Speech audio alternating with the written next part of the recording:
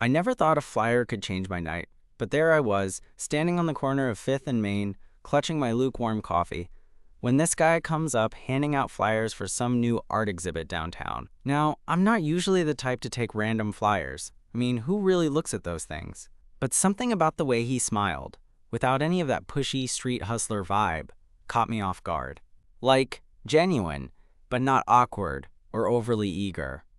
I was on my way home from work, just trying to unwind after a day filled with endless emails and meetings that made me question why I ever wanted a desk job in the first place. The kind of day where you're mentally checked out, barely paying attention to anything except the promise of a beer and maybe some bad TV. So when this guy tapped me on the shoulder and handed me a bright orange flyer, I almost dismissed it without a second thought. Except, he looked me right in the eyes and said, "Hey, if you're into local art and weird little galleries, this place is pretty cool. New stuff every week."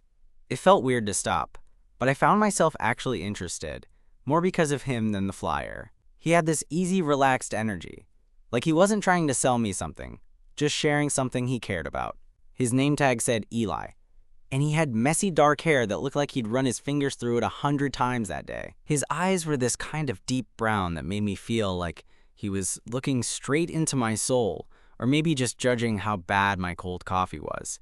We talked for maybe a minute, and I didn't even realize I was smiling until he made a joke about how flyers are the dying art of persuasion. Then, right when I thought he was about to walk away, he slipped his phone out of his pocket and casually handed it to me, saying, "Here, if you want to check out the gallery or just chat about bad coffee, hit me up." I blinked, caught a little off guard, and took the phone.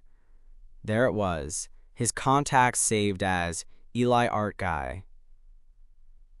I laughed nervously, my brain trying to catch up. Was this really happening? Did he just give me his number like that, on the street? I felt my heart tick up a few beats, not because I was super smooth or anything, but because something about that moment felt different. Like it wasn't just a random street encounter, but maybe the start of something unexpected. The city noises around us faded a little, and for a second, it was just him, me, and a flyer for an art show that I actually wanted to go to. I tucked the flyer into my jacket pocket, glanced up, but Eli was already disappearing into the crowd. And there I was, standing on the corner, holding his number, and wondering what the hell I was supposed to do next. I stood there for a minute, phone in hand, the weight of Eli's number making me feel both excited and ridiculously awkward. I wasn't exactly the type to get handed phone numbers on the street, let alone from a stranger who wasn't trying to sell me a timeshare or a used car. I debated whether to text him right then and there. I mean, why not? But my thumb hovered uncertainly over the screen. What would I even say? "Hey, it's the guy who gave me a flyer and maybe a little heart palpitations on 5th and Main." Instead, I pocketed the phone, shoved the flyer deeper into my jacket, and started walking. The city felt a little different now, like something had shifted just under the surface of my usual evening routine. I wasn't sure if it was the promise of the art exhibit or the possibility of whatever Eli was offering. A conversation, a connection, something that had the potential to be more than the usual blur of faces on the subway. I told myself I'd text him later, maybe after I showered and got some food in me. But as soon as I got home, that little phone buzz in my pocket kept distracting me. I finally gave in, thumb tapping out a quick, "Hey, it's the guy with the flyers." "You were right about the coffee thing." It was dumb, but it felt honest. To my surprise, Eli responded almost immediately. "Ah, glad you agreed on the coffee. So, are you coming to the exhibit? Or am I just a street corner myth?" That made me laugh out loud. And just like that, we were texting like old friends catching up, rather than strangers who'd met 5 minutes ago. We traded favorite artists and joked about how we both please meet at keeping plants alive. I was surprised how easy it was to talk to him, like the nervousness just melted away under the glow of my phone screen. We agreed to meet at the gallery the following Friday night. I spent the next few days a little more awake than usual, looking forward to it in a way I hadn't expected. I mean, I'd been single for a while, not really trying, but also not really closing the door on anything. Eli was different, though. There was something about his vibe that made me want to show up and see what would happen. Friday night rolled around, and I found myself standing in front of this small, slightly run-down space that had been turned into the gallery. The orange flyer suddenly made sense. The place was buzzing with people, walls lined with vivid paintings and sculptures that looked like they belonged in some hip magazine. I scanned the crowd, heart thumping, until I spotted him near a tiny bar set up in the corner, handing out drinks and chatting with a few people. Eli caught my eye and smiled that same easy, genuine smile from the street. He waved me over and introduced me to a couple of his friends, who were all as laid back and interesting as he was. The way he talked about the art, his eyes lighting up, his hands moving as he described the pieces, made me realize this wasn't just a side gig or a job for him.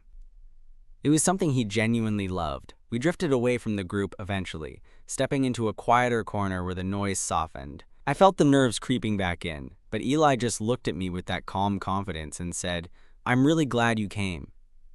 "Me too," I admitted, surprised by how real it felt to say it out loud. We spent the next couple of hours wandering through the gallery, talking about everything from the art to our weirdest life experiences. There was a moment when he reached for my hand, just a casual, gentle touch, and it felt like this perfect, simple acknowledgement that something was starting. Not rushed, not forced, just a natural step forward. Later, as the night wound down, Eli walked me to the door. The city was quiet compared to the buzz inside, and the cool air felt sharp against my skin. "Do you want to grab a drink sometime?"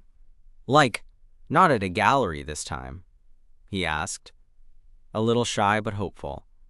I smiled, feeling a warmth spread through me that had nothing to do with the whiskey in my hand. "Yeah, I'd like that." He slipped his arm around my shoulders, and we walked off into the night like two normal guys who just might be starting something worth holding on to. I still have that flyer tucked away somewhere, but it's not the paper I remember most. It's that moment, that unexpected connection on a street corner, that made me believe something real could come out of the most random nights. That night, walking away from the gallery with Eli's arm casually draped over my shoulders, my mind was racing. It felt surreal, like I was in one of those cheesy rom-coms where everything clicks perfectly for a few moments before reality barges back in. But no matter how much I tried, I couldn't shake the feeling that this was different. Like, actually different. We ended up at a little dive bar a few blocks away. Nothing fancy, just some mismatched chairs, a jukebox, and a bartender who clearly had his own set of rules. We snagged a corner booth that had kind of seen better days, but somehow it felt like our spot for the night. We ordered drinks. Eli went for a whiskey neat, me for a beer, and the conversation flowed easier than I expected. We talked about everything and nothing. How Eli got into art, the weirdos he met doing flyer runs, the absurdity of office life, which, spoiler, he hated as much as I did. And then, out of nowhere, he asked, "So what about you? What makes you tick?" I hesitated, realizing I'd been skimming over the surface of my own story. Honestly, I don't know. I work a desk job, I binge watch way too much stuff, and I'm pretty good at avoiding responsibility. He laughed, this soft, easy laugh that made me want to hear it again. Sounds like a solid life plan, but then he got serious for a second. "No, seriously, what do you want? Not just right now, but, life stuff?" I took a sip of my beer, letting the question hang in the air longer than it probably should have. I guess I want to find something that makes me feel alive when I'm not at work. Or at least someone to share the weird, boring parts with. Eli smiled, eyes catching the dim bar light. "That sounds pretty real." And just like that, the night started to feel less like just a fun evening and more like the start of something I'd been too scared to admit I wanted. We talked late into the night.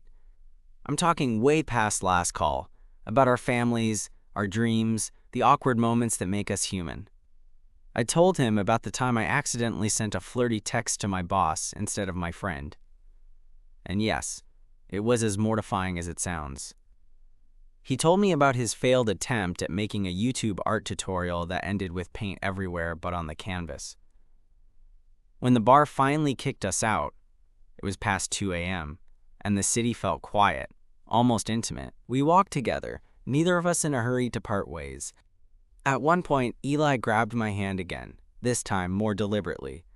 like he was making a silent promise that he wasn't going anywhere. We stopped outside my building, the street lamp casting a soft glow. I wanted to invite him up, but the words got caught in my throat. Instead, I just said, "I had a really great time tonight." "Me too," he said, squeezing my hand. There was that pause again, the kind where the world holds its breath. And then Eli leaned in, brushing his lips against mine in this tentative, sweet kiss that made my knees go weak. It was gentle, but full of promise, like the first chapter of a book I wanted to keep reading. After that night, things didn't suddenly become some perfect fairy tale. Life kept throwing curveballs at me.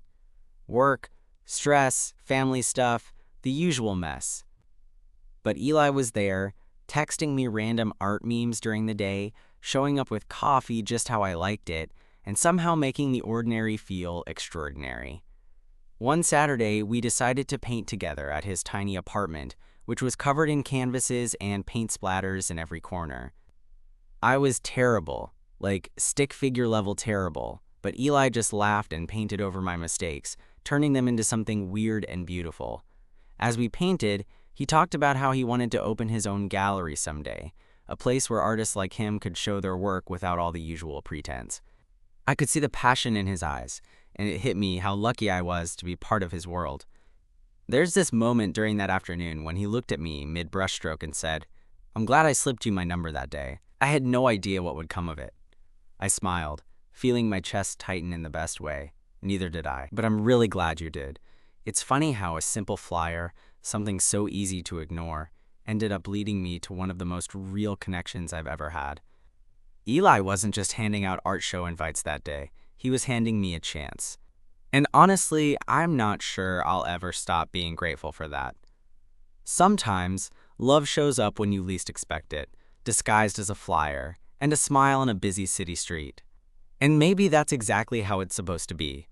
After that day painting at Eli's place, things settled into a rhythm that felt both new and comfortably familiar. I started looking forward to our little routines, the text-based debates over terrible coffee brands, the impromptu gallery visits on slow Sunday afternoons, or just chilling in his cluttered apartment, surrounded by canvases and that weird, dusty smell of paint and old paper. But as much as I wanted to believe this was all smooth sailing, life had a funny way of reminding me that love, no matter how easy it feels, isn't always simple.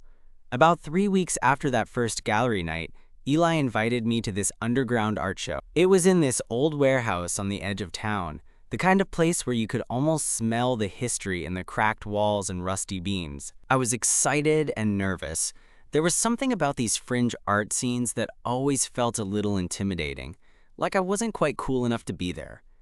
We arrived just as the sun was dipping below the horizon, casting this golden hue over the city skyline. Inside, the place was buzzing. People moved between installations, some interactive, some so abstract I wasn't sure if they were art or just piles of junk. Eli seemed in his element, introducing me to a few artists, nodding appreciatively at pieces I didn't understand but tried not to embarrass myself over.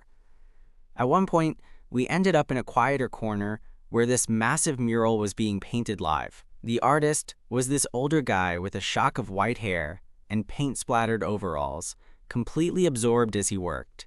Eli leaned in and whispered, "I love watching the process. There's something raw about it." I nodded, watching the brushstrokes come alive in real time. Then, out of nowhere, my phone buzzed in my pocket. I glanced down. It was a message from my boss, and the tone wasn't casual. "Need you to come in tomorrow. Emergency meeting." My heart sank. I tried to shrug it off, but Eli caught the shift in my mood immediately. "Everything okay?" "Yeah, just work stuff. You know how that goes." Eli squeezed my hand, but I could tell he wanted to say more. Instead, he pulled me into a hug, and for a moment, the noise of the warehouse dimmed. That kind of support felt like a lifeline, and I realized how much I'd come to rely on him, not just for the fun parts, but for the messy, stressful ones too. The next day was brutal. The meeting dragged on longer than expected, and even when it was over, I was stuck clearing up a mountain of emails and scrambling to prepare for a project that suddenly felt like life or death. By the time I left the office, my brain was fried and my body stiff. I sent Eli a quick text. Could really use a distraction tonight. His reply was immediate. I'm on my way. Sure enough, within an hour, he was at my apartment with that goofy smile and a bag full of takeout and a couple of board games he'd swiped from his brother's place.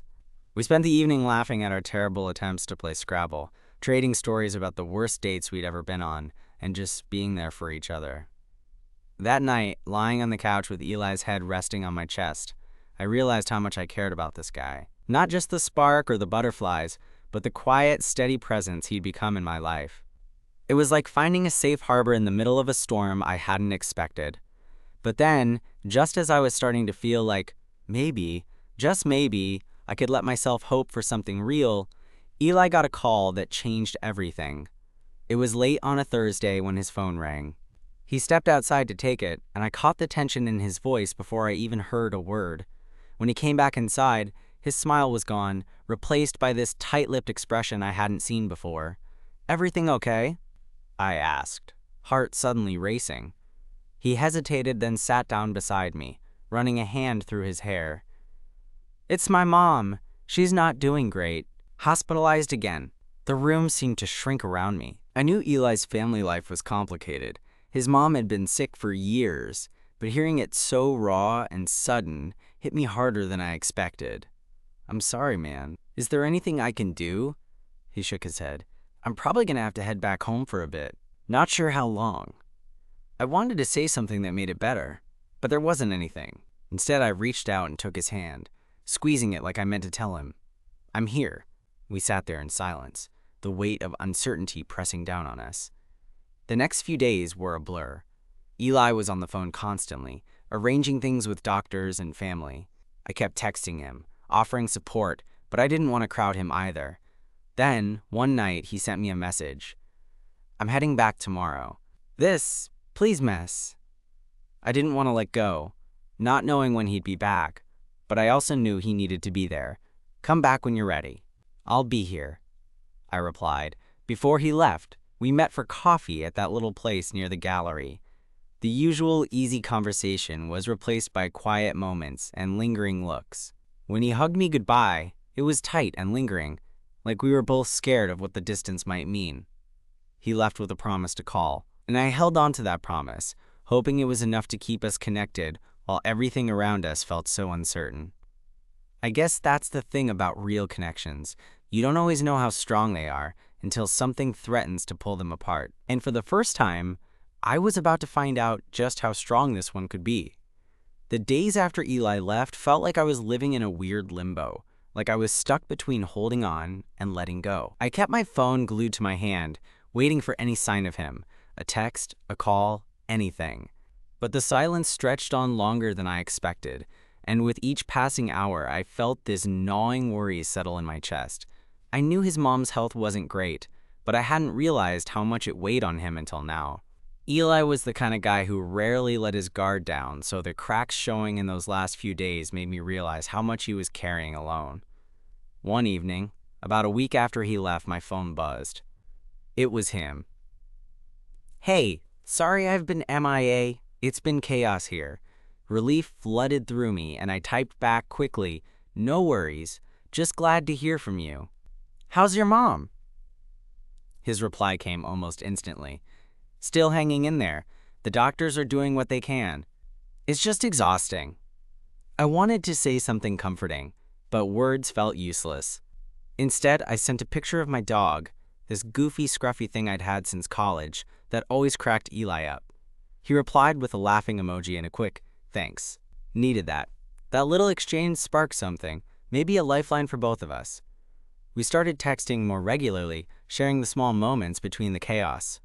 He told me about hospital visits, the weird smells in his childhood home, the way his little brother kept trying to make jokes to lighten the mood. It wasn't the whirlwind romance I'd maybe imagined at first, but it felt honest, real, and I clung to it. A couple of weeks later, Eli called me. His voice sounded tired, but somehow stronger.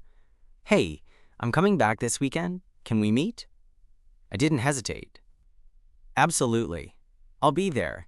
When he walked into the coffee shop where we met, I almost didn't recognize him. The usually messy dark hair was a little more unkempt, there were shadows under his eyes, and his usual easy smile was tinged with weariness. But his eyes, the same deep brown eyes, still held that spark that had drawn me in. We sat down with our drinks, and for a while we just talked about the mundane, work, the weather, the city's endless noise. It felt good to have that normalcy again, like a brief escape from the storm Eli had been weathering. Then, out of nowhere, Eli reached across the table and took my hand. I missed this. Us. Even when things are crazy, I want to hold on. I squeezed his hand back, feeling warmth spread through me. Me too. I've been thinking about you every day. That night, we ended up walking along the river, the city lights shimmering on the water. It was quiet, just the sound of our footsteps and the occasional honk of a distant car. Eli stopped and looked at me, this mix of vulnerability and determination in his gaze. I don't know what's coming next, but I want you to be part of it. If you're willing. My heart pounded. I'm in. Whatever it is. We shared a smile that felt like a promise, something steady and unshakable. In the weeks that followed, Eli and I started building a kind of rhythm together, balancing his family struggles with moments of laughter and tenderness between us. I met his little brother, who turned out to be a sarcastic ball of energy, and Eli introduced me to more of his artist friends, who welcomed me with open arms. One night we were back at his apartment, painting again. This time the mood was lighter. Eli was working on a piece inspired by the city skyline, and I was trying and failing to mimic his brushstrokes. He paused, looking over at me with a grin. You're terrible, but that's kind of charming. I laughed, feeling that easy comfort that had grown between us. Then, suddenly, his expression got serious. Hey, can I ask you something? Shoot, would you want to move in with me? I know it sounds fast, but after everything, I just want to know where home is, and I want it to be with you. My breath caught. It was terrifying and exhilarating all at once. But the answer was clear. Yes, I'd like that. He smiled, relief flooding his face. We stayed up late that night, talking about how we'd make a place for both of us. A space where messy, chaotic life met something steady and warm. It wasn't perfect. There were hard days, misunderstandings, and moments when the weight of Eli's family situation pressed down hard. But through it all, we had each other. Looking back now, it amazes me how a simple flyer handed out on a city street led to a real, messy, beautiful connection that changed everything. Sometimes, the most unexpected moments turn into the ones that matter the most. And for once, I'm glad I took that flyer. And that chance, moving in together, felt like stepping into uncharted territory. Not because Eli and I didn't get along, but because it was the first time I was truly sharing a space with someone in a way that mattered. Our apartment was modest. 2 bedrooms, a tiny kitchen that barely fit both of us at the same time, and a living room that doubled as an art studio for Eli's latest projects. But as cluttered as it was with paint tubes, canvases, and my half-read books, it quickly became home. The first weekend living together, I remember waking up to sunlight pouring through the curtains and the soft sound of Eli humming as he prepared coffee. I shuffled out of bed, still half asleep, and found him standing by the window, staring out at the city with this thoughtful look. You okay? I asked, stepping beside him. He grinned, then shrugged. Just soaking it all in, I guess. Crazy to think how much has changed in a couple of months. I nodded, feeling the weight of those words. It was insane how something that started with a random flyer had turned into this. Something that felt real and steady. But of course, real life doesn't come with a pause button. One evening, a few weeks in, I got a call from my office. One of the projects I'd been quietly managing was hitting a rough patch, and they wanted me to come in for an emergency meeting the next day. I groaned inwardly. This was the kind of stress I thought I'd left behind after Eli's support had helped me breathe a little easier. When I told Eli about it over dinner, I expected him to just shrug it off or make a joke to lighten the mood. Instead, he looked at me with this seriousness that caught me off guard. "You don't have to carry this alone," he said softly, reaching across the table to squeeze my hand. I wanted to believe him. I wanted to lean into that support the way he did for me. But old habits die hard. I shrugged and said, "It's just work stuff. I'll handle it." He didn't push further, but the look in his eyes stayed with me. The next day was brutal. The meeting ran late, fingers typing rapidly on my laptop long after most people had left the office. I felt the familiar burnout creeping back, the exhaustion that comes from trying to hold everything together. When I finally got home, Eli was waiting with that easy smile and a warm meal.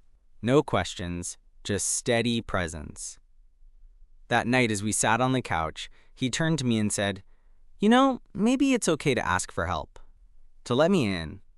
I looked at him, the vulnerability in his voice making my defenses crumble a little. "I'm scared," I admitted. "Scared of being seen as weak or not good enough." Eli shook his head. "You're not weak, you're human, and I'm not going anywhere." He pulled me into a hug, and for once, I let myself lean into it. The weeks after that felt like a turning point. I started opening up more, not just about work stress, but about my fears, my hopes, the parts of me I usually kept hidden. Eli did the same, sharing stories about his family, the guilt he carried for not being there more, and his dreams beyond the gallery. One night, he surprised me by pulling out a small canvas he'd been working on in secret. It was a painting of the city skyline at dusk, but if you looked closer, you could see two tiny figures standing hand in hand on a rooftop. "I painted us," he said softly. I felt my throat tighten. "It's beautiful," he smiled shyly. "It's where I want to be. With you." That painting hung in our living room for months, a quiet reminder of how far we'd come. But life, as always, threw another curveball.